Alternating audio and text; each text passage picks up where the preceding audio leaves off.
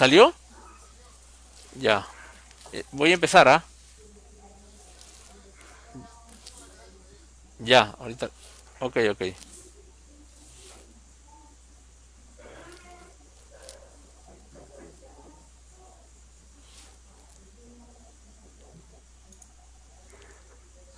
Hans, ya inicia.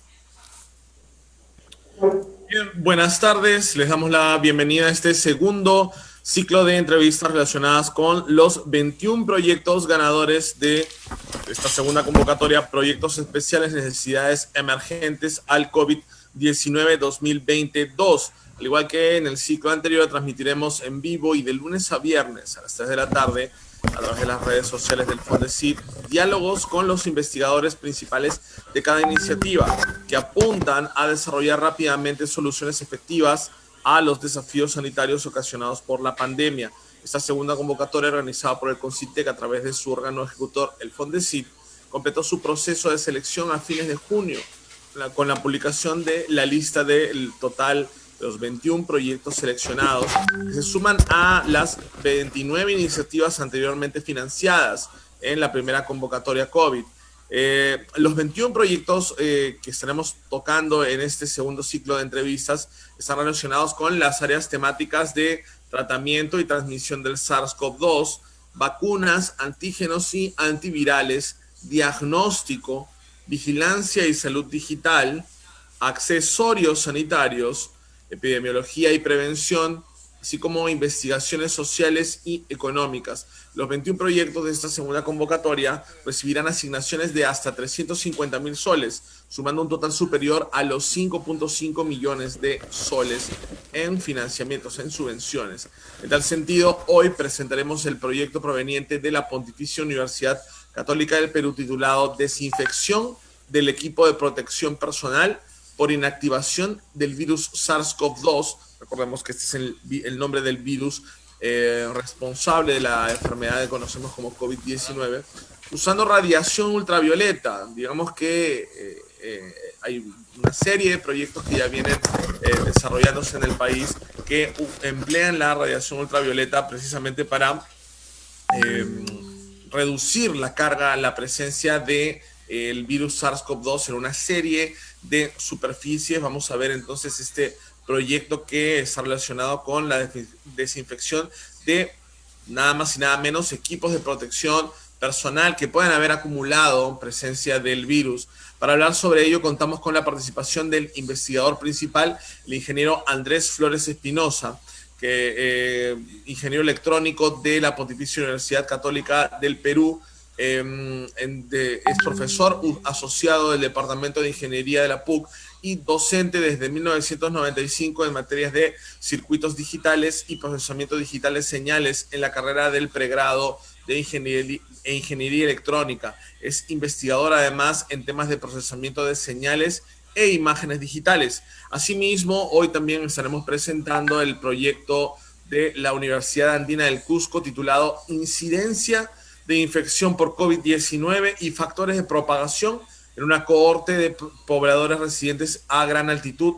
Cusco, 3.300 metros sobre el nivel del mar. Recordemos que precisamente las condiciones de la presión altas, mejor dicho, a grandes alturas, eh, ha dado señales de una mayor tasa de contagios, una menor prevalencia y precisamente Cusco ha sido una de las regiones que muy tempranamente en la pandemia logró, digamos, controlar mejor los picos de contagio. Para hablar sobre este proyecto contamos con la presencia del investigador principal del mismo, él es Charles Guamaní Saldaña, quien estudió medicina humana en la Universidad Nacional Mayor de San Marcos y es magíster en ciencias en investigación epidemiológica. Buenas tardes, señor Flores, buenas tardes, señor Guamaní. Encantados entonces de contar con su presencia en este ciclo de entrevistas y comencemos con el ingeniero Flores de la Universidad Católica del Perú para que nos explique un poco el tema del el proyecto. Decíamos entonces que se trata de desinfección de equipos de protección personal con radiación ultravioleta. También como habíamos adelantado, la radiación ultravioleta viene siendo un arma fundamental en el desarrollo de una serie de proyectos. En este sentido, pues sabemos que afecta esta radiación la membrana celular del virus. Entonces, cuéntenos un poco cuál es lo especial de este proyecto, además de estar enfocado precisamente en la desinfección de equipos de protección personal, que sabemos mucha gente como policías, enfermeras, médicos están 100% de su jornada laboral usando ese tipo de protectores, ¿no? Cuéntenos entonces, ingeniero Flores, cuál es la esencia de este proyecto. Sí, sí, buenas tardes. Gracias por la oportunidad. Eh, el proyecto busca un tanto aliviar la escasez que hay de los elementos de protección personal, los equipos de protección personal que usa nuestro personal médico, ¿no? Que está en constante lucha, atendiendo a los enfermos, salvando vidas, ¿verdad? Y que lamentablemente los equipos de protección personal a nivel mundial se han vuelto muy escasos. Entonces, se necesita reutilizarlos. Típicamente, estos equipos solo deben usarse una sola vez, máximo 8 horas, por el personal médico y luego deben ser desechados. Pero ante la escasez y la gran demanda a nivel mundial que hay por estos equipos, se está viendo, inclusive a nivel mundial, en otros lugares, en Estados Unidos, por ejemplo, de ver cómo podemos desinfectarlos y reutilizarlos tantas veces como se pueda, ¿no? Entonces, esta realidad también se da en el Perú, ¿no? Luego de conversar con personal médico del Hospital Cayetano Heredia, por ejemplo, están viendo la forma de cómo se desinfectan estos equipos. Estamos hablando de las mascarillas N95, los mandiles, ¿verdad? Que tienen que estar, obviamente, desinfectados para que los mismos médicos no se contagien. Entonces, esta urgencia ha llevado a la necesidad de desinfección. Entonces, una de las técnicas que se están usando para desinfectar y reutilizar estos equipos es la radiación ultravioleta, y que ya hay procedimientos, inclusive hay recomendaciones por la CDC de Estados Unidos y la FDA de Estados Unidos de cómo hacer esto ante la eventualidad de no poder contar con estos equipos, ¿no? Entonces, hay estudios que se han realizado anterior a esta pandemia donde se había previsto esta posibilidad, ¿no? Y se han hecho investigaciones para poder ver si es que esto puede ser efectivo en realidad para otros virus. Por ejemplo, el anterior coronavirus, el anterior SARS-CoV, hay evidencias de que puede ser desinfectado. Entonces, teniendo eso como base y las recomendaciones que se están dando, especialmente en Estados Unidos, es que nos hemos aventurado a proponer esta propuesta, ¿verdad? Donde la idea es, en nuestro caso, buscar la forma de hacerlo de manera óptima, eficiente, validando realmente que esto se cumpla, ¿no? Por un lado está la desinfección propia, es decir, eliminar el virus, el SARS-CoV-2, ¿verdad?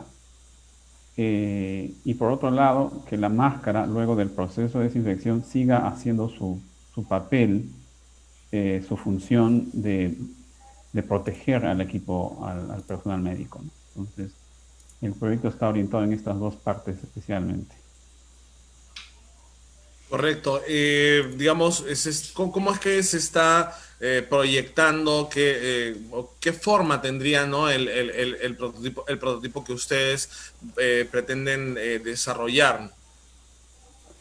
Sí, el proyecto tiene varias etapas, una de las cuales es la verificación de que realmente vamos a inactivar el virus.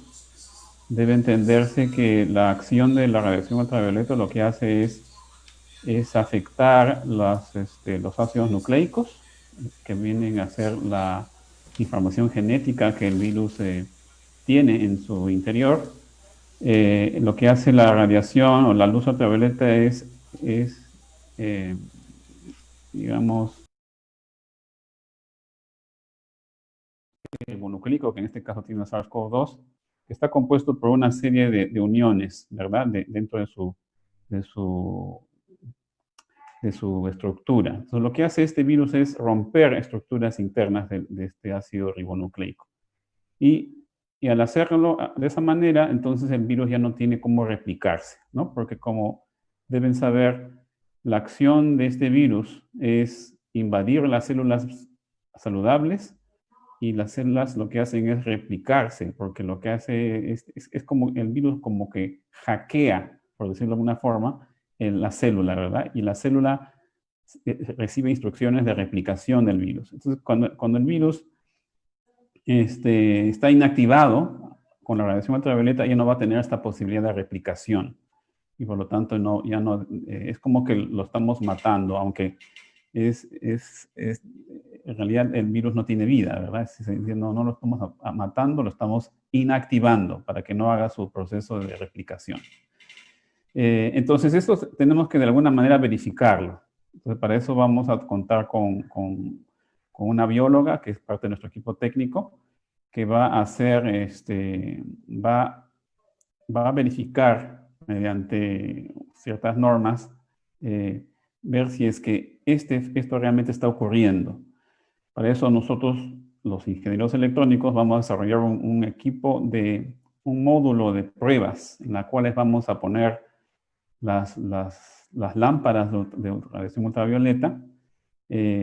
Vamos a colocar sistemas de control, de medición de, por ejemplo, la cantidad de luz que se está irradiando. Y así, mediante muchas pruebas, vamos a determinar inclusive hay que determinar la distancia en la cual la luz va a estar sobre el patógeno. Entonces hay que ver todos estos parámetros y determinar lo óptimo para que realmente podamos garantizar que el virus se elimine, ¿verdad? Entonces, eso es un aspecto, el aspecto biológico. Otro aspecto es el aspecto, bueno, obviamente de ingeniería, que es la construcción de un prototipo, que por un lado va a ser el módulo de pruebas, y por otro lado, tenemos que hacer que este sistema esté listo para usar en un entorno médico, en un hospital, por ejemplo, ¿no? En la que vamos a pedirle al personal encargado de desinfectar, digamos, darles la capacidad necesaria para que el equipo que finalmente se desarrolle pueda ser usado de manera óptima y podamos cumplir la función, ¿no? Entonces, este prototipo final, bueno, vamos a tener que conversar con los centros de salud para ver cómo podemos poner este equipo a funcionar dentro de sus procesos internos en el hospital. Y por otro lado, tenemos que verificar que realmente la radiación no afecte la funcionalidad para la cual ha sido creado el respirador o el mandil, ¿verdad? Entonces, también hay estudios en ese sentido de que tenemos que buscar la menor cantidad de radiación suficiente para eliminar el virus, pero también que no afecte las fibras internas de las mascarillas N95 y así hacer que siga haciendo su función de filtraje, ¿no? Como debe comprenderse, el equipo de mascarilla que llevan los médicos tiene un sello sobre la cara, ¿verdad? Y el material del cual está hecho son unas fibras especialmente diseñadas con características inclusive de electrostática que hacen que el virus simplemente se quede ahí y que no pase hacia adentro de la boca y contamine al médico. Entonces, necesitamos verificar que esa funcionalidad realmente se dé. Verificar que el sello se dé, que las tiras que se usan para ajustar también sigan funcionando para poder hacer que el médico realmente esté protegido, ¿verdad? Entonces, esas, digamos, son las partes del proyecto en las cuales nos hemos abocado y vamos a aplicar, bueno, mucha ciencia, mucha ingeniería para realmente garantizar que este prototipo tenga la funcionalidad necesaria y que esté disponible en los hospitales. Bien, señor Flores, como usted menciona, efectivamente cuando hablamos de equipos de protección como respiradores, etcétera, pues hay más de un factor a tomar en consideración, no solamente la capacidad filtradora del respirador, sino también el ajuste y la hermeticidad con que éste puede ceñirse a nuestro rostro para no dejar ingresar partículas potencialmente dañinas. Seguiremos hablando entonces con con el ingeniero Flores sobre este tema, y ahora quisiera pasar a conversar con el señor Wamani. Estábamos adelantando un poco al inicio, ¿no? Que pues Cusco, con una altura promedio de 3.300 metros sobre el nivel del mar, tiene una muy baja propagación de la enfermedad. Más allá de la adaptación a la altura, digamos, los diferentes factores de riesgo, está el tema potencialmente de digamos, las capacidades, las características de la misma población que está acostumbrada, que está adaptada a la altura, y que pueden estar influyendo precisamente para reducir el contagio. También está la forma en que estas condiciones de una menor saturación de oxígeno pueden estar afectando el funcionamiento del virus. Entonces, ya había otros estudios conducidos incluso en las alturas de Bolivia, en Ecuador, en el Tíbet, que han venido arrojando que existe una asociación entre estas latitudes y una menor tasa de contagios, ¿no? ¿Cómo es que piensan ustedes conducir este estudio más bien en el Cusco? Cuéntenos un poco más sobre el tema, señor Wamani. Buenas tardes con todos. Muchas gracias por la invitación. Es un placer poder compartirlo. Bueno, primero yo soy neurólogo. Lo digo porque justo hoy día la doctora Massetti ha asumido el cargo de ministra y de salud. Y bueno, ella fue mi profesora cuando estuve estudiando en San Marcos. También es neuróloga, así que la aprecio y respeto bastante. No obstante, también soy epidemiólogo, ¿no? Entonces, a raíz de esta pandemia, tuve que dejar mi consultorio de neurología y pasar al área de epidemiología del hospital donde estoy trabajando, acá en Cusco. Me gustaría hacer una pequeña presentación, si se puede, compartir la pantalla. Entonces, verán, bueno, nosotros estamos postulando a través de la Universidad Andina de Cusco y vamos en asociación con la Universidad Científica del Sur. Nosotros tenemos además la colaboración de la Red eSalud Cusco, la Red Asistencial Cusco, ¿no? Entonces, nuestra intención ciertamente es valorar la incidencia de la infección por COVID, ¿no? Y agradezco su comentario, puesto que en realidad han aparecido varios artículos que comentan sobre la baja propagación de la pandemia en ciudades a gran altitud, ¿no? Quisiera poner un ejemplo un tanto gráfico, ¿ya? Somos un equipo, nos estamos presentando, en realidad es un equipo de aproximadamente 60 personas las que vamos a participar en el estudio, entre personas que recolectan las muestras, hacen seguimiento telefónico, procesan las muestras en laboratorio, desde los digitadores, las personas que transportan, entonces todo un equipo, y bueno, somos el grupo de epidemiología del hospital, sumado a un grupo de investigadores de la Universidad Científica del Sur, donde participa el doctor Antonio Bernabé como metodólogo, epidemiólogo, y la bióloga Ana Lucía Mayanga, que es la bióloga que nos va a asesorar en cuanto al procesamiento de las muestras, ¿no? Nuestro equipo, el doctor Lucio Velázquez y la doctora Sonia Montes, somos epidemiólogos del hospital de la red, y quisiera mostrar primero este gráfico. Vean, entendámoslo así. Suelto una granada, esta granada va a ser una explosión. ¿Dónde se va a producir el daño? ¿En periferia o en el centro? Lógicamente es el centro el que va a sufrir primero. Eso no significa que en periferia no haya daños. También va a producirse daños, ¿no? Pero van a ser en menor magnitud. Obviamente que no puedo comparar el virus con una granada, no obstante la pandemia tiene básicamente ese tipo de representación, donde nace, explota, la gente no está preparada, hay mucha desinformación, entonces ahí va a ser donde va a hacer más daño la pandemia. Esto sucedió en China, sucedió en Europa, y bueno, sucedió en Lima, está sucediendo en Lima, ¿no? Ahí comenzó la explosión, y luego esta se propaga. Luego cada ciudad va a tener su propia propagación. Cada ciudad tiene su propia curva epidemiológica y sus propios factores que hacen que la explosión sea mayor o menor, ¿no? Digamos, esta es una explosión a campo abierto, hay explosiones que son controladas, hay explosiones que tienen toda una estructura que los sostiene. La cuarentena nos ha dado tiempo. Entonces, Lima estuvo desprotegida de algún modo porque lo que tuvo que enfrentar la pandemia pronto. Cusco de algún modo se protegió más porque tuvo más tiempo, ¿no? Pero eso no significa que en Cusco no vaya a explotar. Sucedió en Arequipa, está sucediendo ya en algunas ciudades digamos, de alturas, como Cochabamba, Bolivia, ¿no? Entonces, es cuestión de tiempo a veces para que se prenda la mecha y explote. Esto nos sustentamos en varias informaciones, ¿no? Por ejemplo, la tasa reproductiva básica es el valor que nosotros empleamos para poder decir cuántas personas se contagian por una persona infectada.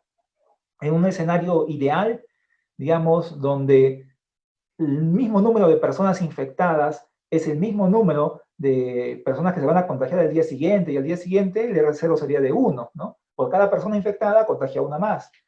No obstante, la información que nosotros disponemos tiene mucho tipo de sesgos. O sea, la información que nos nutre tiene, digamos, errores sistemáticos que limitan nuestra correcta interpretación.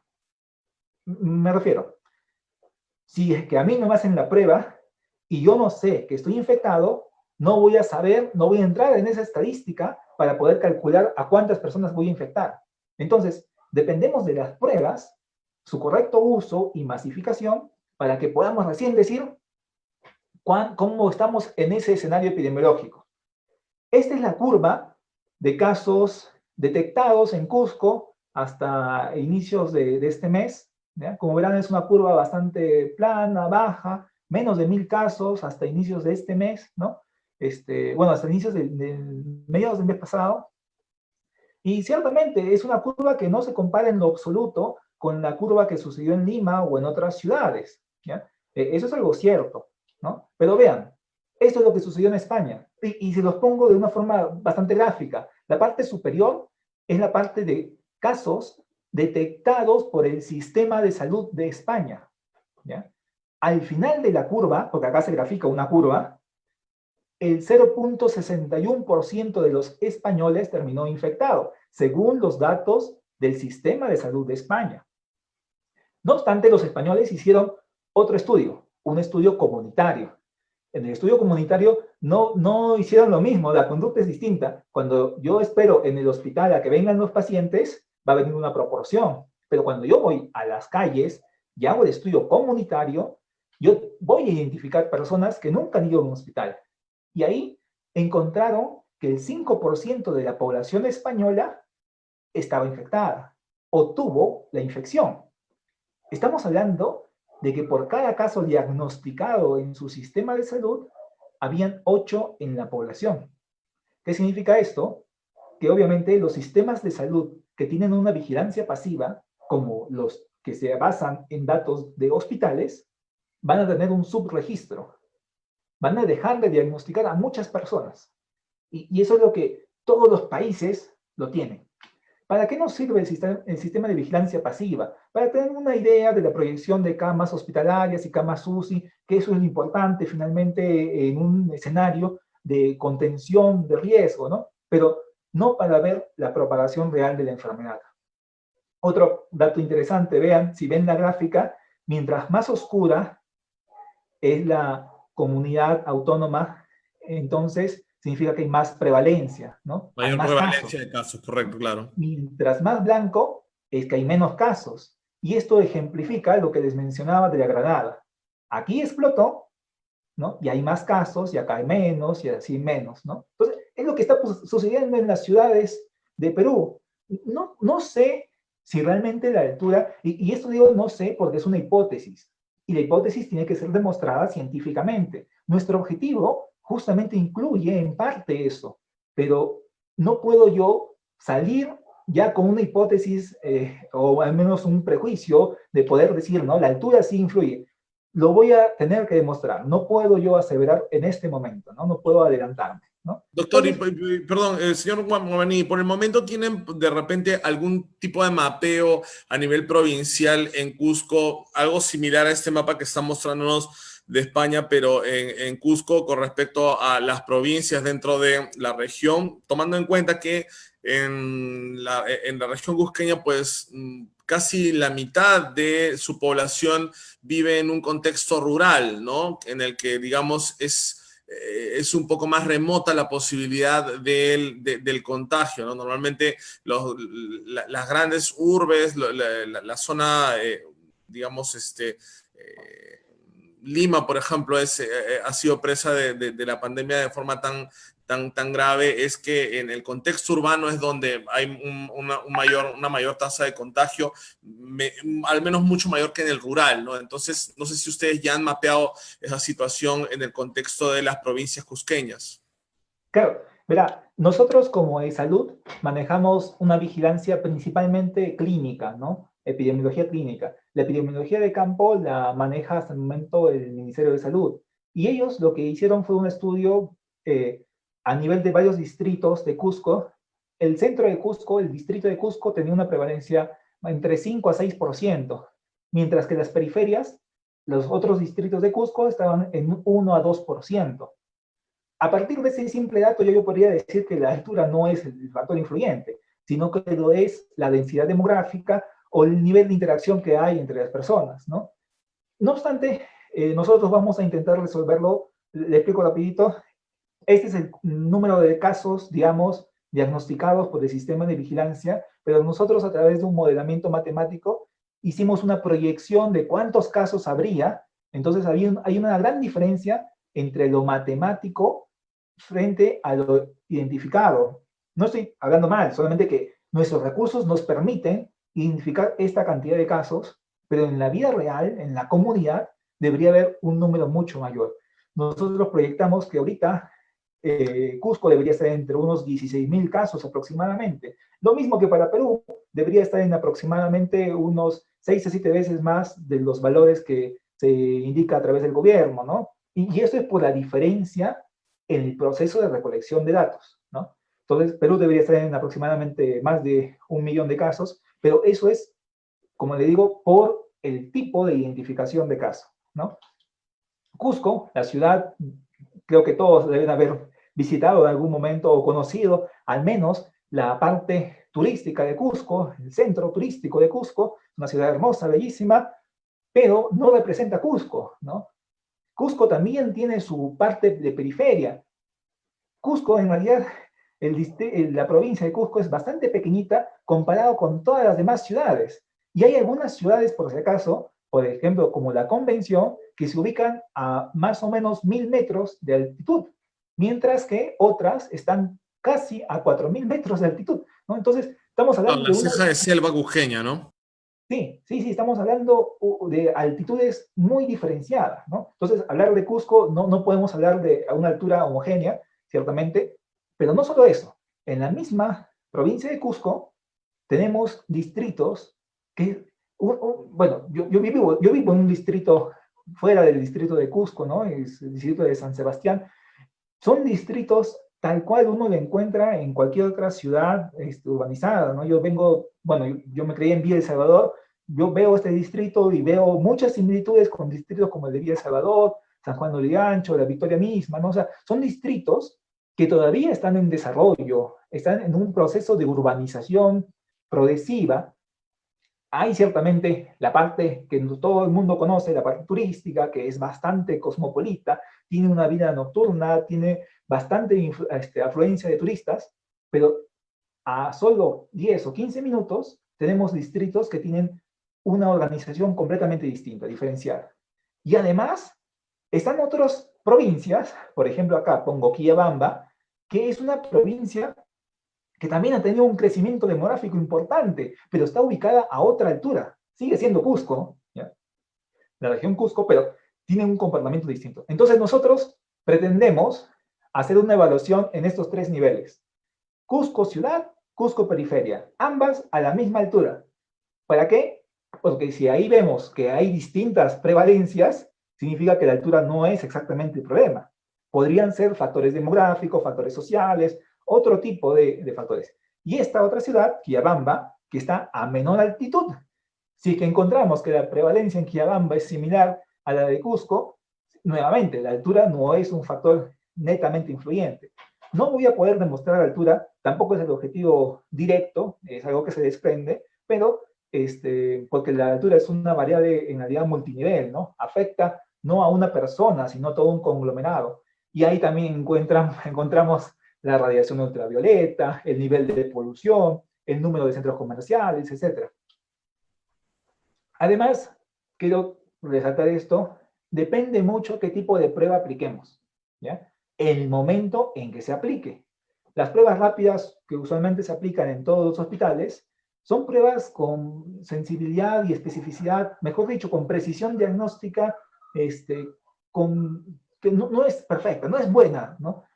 Nosotros vamos a aplicar para este estudio un estudio de quimioluminiscencia que tiene en realidad los valores más altos en cuanto a sensibilidad y especificidad, el rendimiento diagnóstico, ¿no? Entonces, vamos a poder detectar anticuerpos, sean anticuerpos IgM, IgG, para personas, ¿no? Y esperemos que con eso nuestra precisión diagnóstica y nuestra calidad de data sea mejor. Y por último, nosotros vamos a acudir no a los individuos, no a las personas, sino a las familias.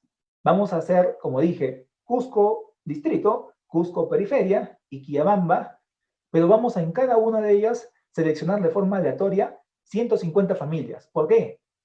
Fácil sería para nosotros identificar personas y tomarle la muestra, pero ahí podríamos obviar algunos datos como, por ejemplo, la transmisión intradomiciliaria, ¿no? Es algo que no se estudia mucho, ¿no? Sale un positivo y se aísla toda la familia, pero en esa familia, ¿cómo se contagia? ¿Cuál es la dinámica familiar? Perú es muy diverso, las familias pueden ser grandes, pequeñas, usualmente no son familias nucleares, sino familias compuestas, ¿no? Y acá en la parte rural suele ser así, ¿no? Una familia de 10, 15 personas, ¿no? Entonces, queremos evaluar a todos los miembros de la familia que cumplan con nuestros criterios de elegibilidad, ¿no? Así que tenemos 3 objetivos claros: la prevalencia, que es el valor basal; la incidencia, cómo está creciendo la enfermedad, y todo esto en Cusco; algunos factores personales y sociodemográficos que faciliten la propagación; y por último, la transmisibilidad intradomiciliaria, ¿no? Entonces son 3 objetivos, como le dije, un trabajo muy complejo, más de 60 personas van a participar en esto, en todos los niveles, y tenemos que buscar todas las colaboraciones y convenios posibles para hacerlo viable.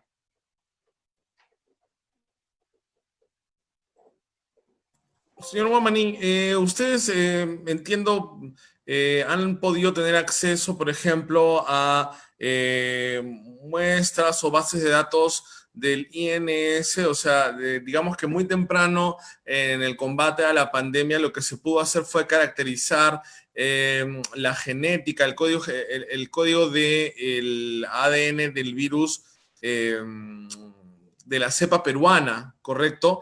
Entonces, mucha gente se preguntará también si es que la cepa que ha llegado al Cusco o a otras ciudades de altura no se trata de una cepa particularmente débil o que tenga algún tipo de característica diferencial que podría estar interactuando con las condiciones climatológicas que usted mismo explicaba, ¿no? Y que por esto precisamente haya una menor tasa de contagios. ¿Han un poco indagado en ese aspecto? Bueno, gracias por la pregunta. En realidad, digamos, este problema del COVID es un problema que tiene miles de preguntas y nosotros nos vamos a enfocar a intentar responder algunas de ellas, ¿no?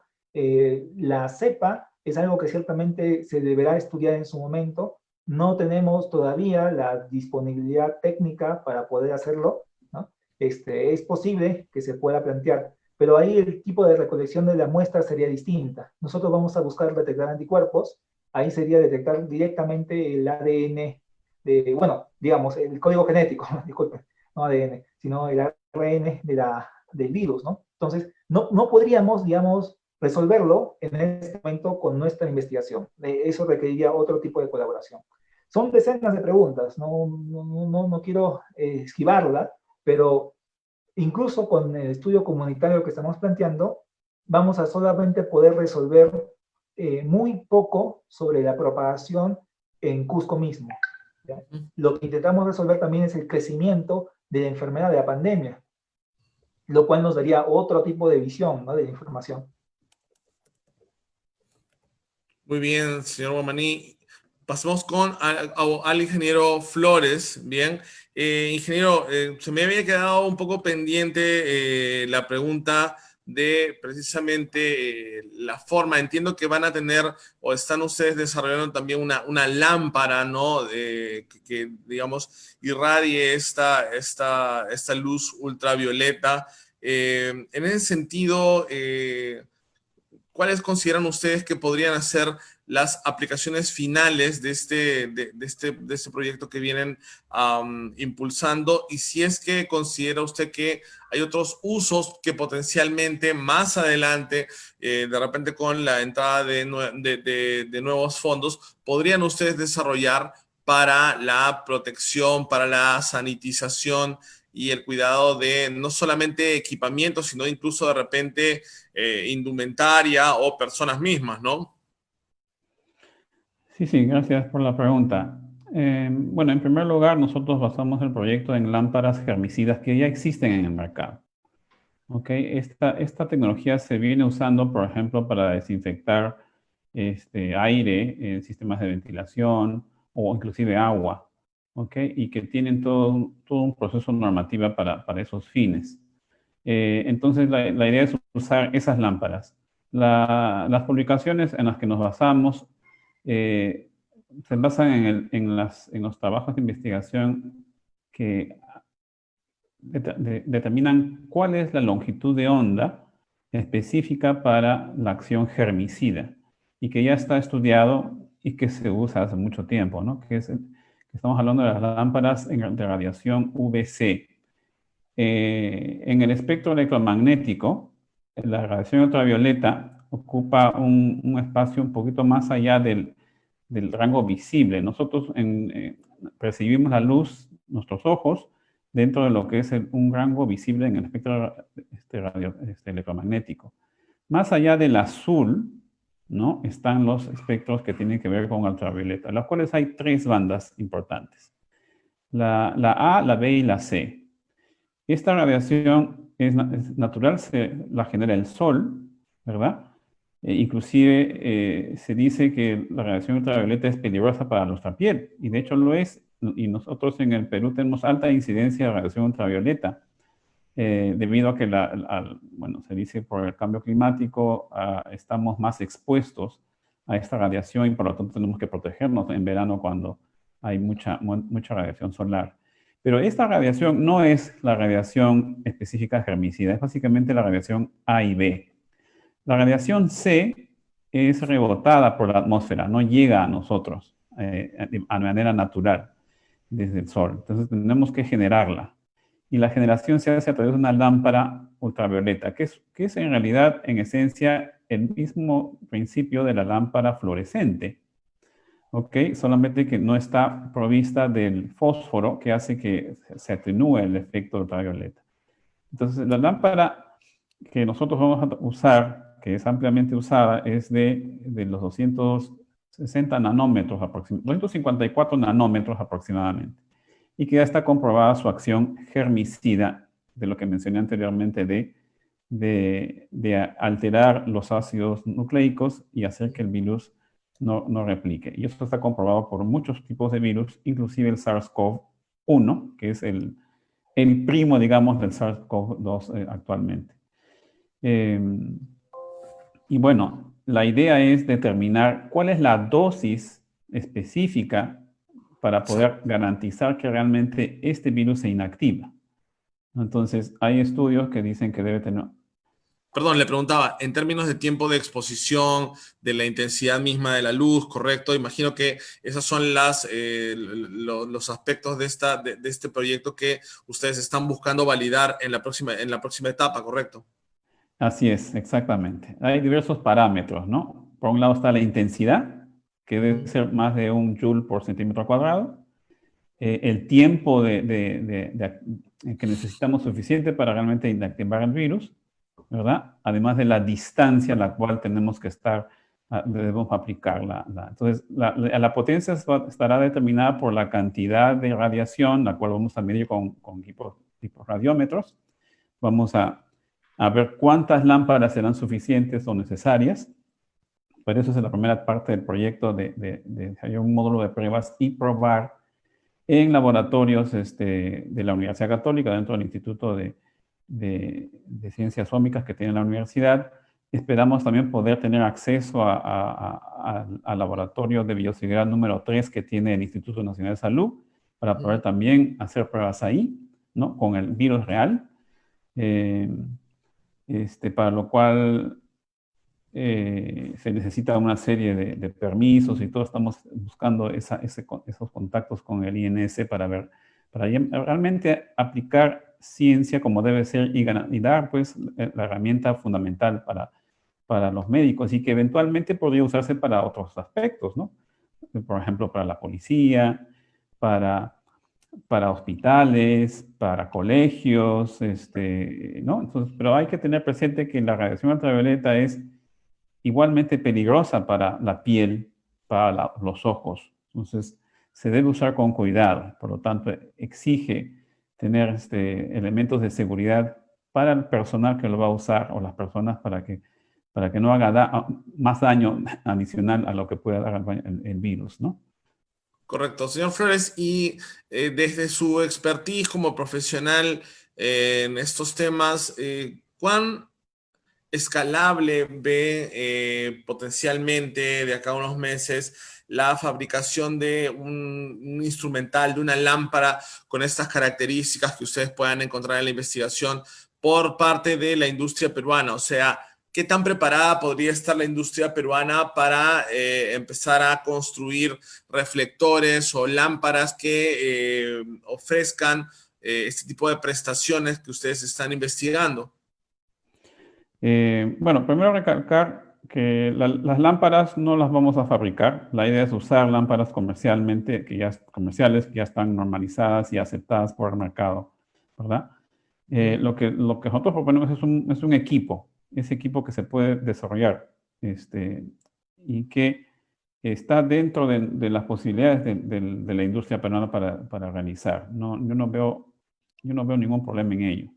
La cosa es realmente, lo que a mí me preocupa más que de que funcione el equipo o no, es que realmente sea efectivo para la necesidad que nos dé. Porque a veces es preocupante ver cómo están saliendo en el mercado actualmente, importando equipos para desinfectar tu celular o desinfectar tus cosas, cuando en realidad a veces no necesariamente tienen la normativa y la seguridad de que realmente lo van a hacer, ¿no?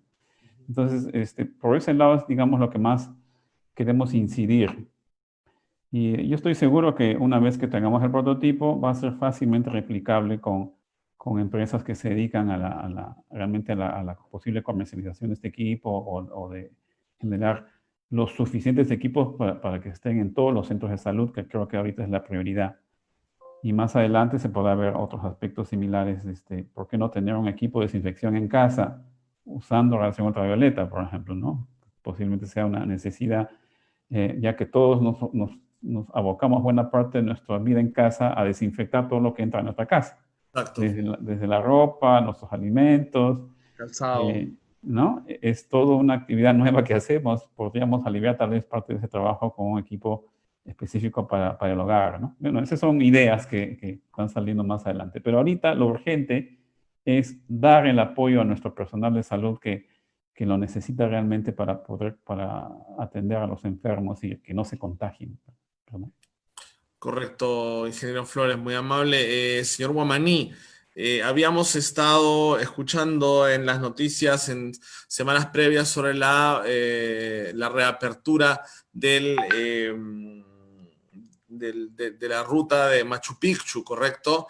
Y es innegable cuando hablamos del Cusco, es inevitable hablar sobre la carga turística que recibe cada año. En el estudio que ustedes están, digamos, proponiendo, de qué manera podría articularse con el tema precisamente de la llegada de turistas nacionales e internacionales, cómo esto podría estar afectando o no, ¿no? Digamos, la tasa de contagios en la ciudad del Cusco. Claro, muchas gracias por la pregunta. Me preocupa un par de escenarios. Sucede que el levantamiento de la cuarentena ha sido nacional. Eso afecta obviamente a casi todas las provincias. Digo casi porque hay algunas excepciones, pero no está bien porque cada ciudad tiene su propia curva epidémica. Entonces, Cusco, verá, yo estoy en el hospital, no trabajamos en el hospital, entonces la semana pasada habían aproximadamente 30 pacientes hospitalizados en nuestro ambiente COVID, ¿no? Para el día de hoy ya van 54. Entonces, ¿por qué el crecimiento? Porque justamente nosotros tenemos una curva distinta. Lima ya pasó la curva de la primera ola y, bueno, consideran quizás los de Lima que pueden manejar a todo el Perú de la misma velocidad, ¿no? Y eso no es correcto. Acá nosotros vamos a sentirla así en la curva, el pico de la curva en las siguientes 2 o 3 semanas, ¿no? Este es un dato predictivo, obviamente, basado en la información como la vamos recibiendo. Si la información que recibimos es mala, entonces no podemos predecir nada los epidemiólogos. Yo estimo que en las siguientes 2 a 3 semanas, Cusco va a estar entrando a la parte crítica de la pandemia. Y no obstante, ya se está indicando o planeando la liberación o digamos, el que se reactive el turismo. Eso tiene otra connotación, pero epidemiológicamente nos va a afectar bastante, porque si de forma natural, digamos, ya Cusco iba a entrar a su curva epidémica, el pico, en 2 semanas, si le sumamos más casos, más interacción, entonces, bueno, vamos a tener un escenario epidemiológico bastante malo.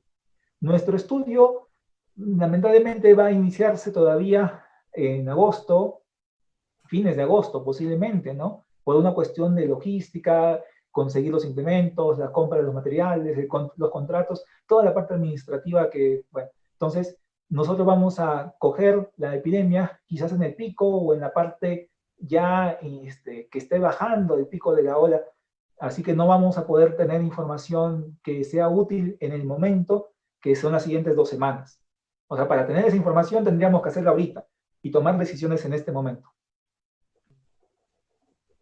Correcto. ¿Considera usted, señor Guamaní, que este tipo de estudios podrían, digamos, en algún momento servir de modelo, replicarse en otras ciudades, precisamente para entender el comportamiento que ha tenido el virus en otras regiones de altura, ¿no? Sabemos que Cusco, si bien Cusco es uno de los ejemplos más palpables de cómo es que se ha gestionado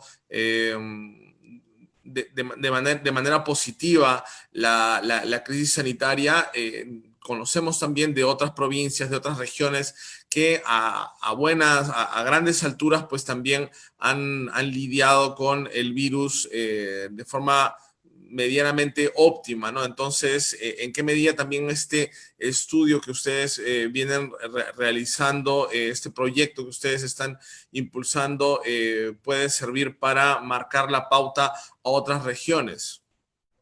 Sí, gracias. Verá, Cusco todo el mundo la debe conocer como una ciudad cosmopolita, de gran atractivo turístico y por lo mismo de gran, digamos, interacción entre las personas. La cuarentena eliminó todo eso y Cusco se volvió en una ciudad como casi cualquier otra ciudad del centro del Perú, ¿no? Con un distanciamiento social, demográfico y demás, ¿no? La gente misma salió de Cusco, de la ciudad de Cusco, y fue a sus casas en la periferia, ¿no? O sea, se fue al campo, mejor dicho, ¿no? Entonces, al hacer eso, disminuyeron la interacción y por lo mismo posiblemente haya contribuido a que disminuya la propagación de la enfermedad. Eso que sucedió acá en Cusco debe haber sucedido en muchas otras ciudades Correcto. de Perú, independiente si están o no a la altura. Simplemente es parte del comportamiento, ¿no? Acá en Cusco no hay trabajo porque yo soy, digamos, guía turístico, me voy a mi casa en la parte del campo a trabajar mi huerto para poder tener algo que comer, ¿no? Entonces, Eso ha sucedido en muchas otras ciudades. Ahora, bueno, esperemos de que la reactivación del comercio no vaya demasiado de la mano con un incremento exponencial de casos. Habíamos trabajado pensando en ello, ¿no? Las diversas medidas para disminuir la propagación a reactivar el comercio, pero eso ya depende de diversos otros factores también culturales que vean si es que las personas van a poder manejar o no la reactivación económica. Bien, correcto, bastante claro, señor Guamaní. Bien, estamos cerrando un poco ya la transmisión con estas reflexiones.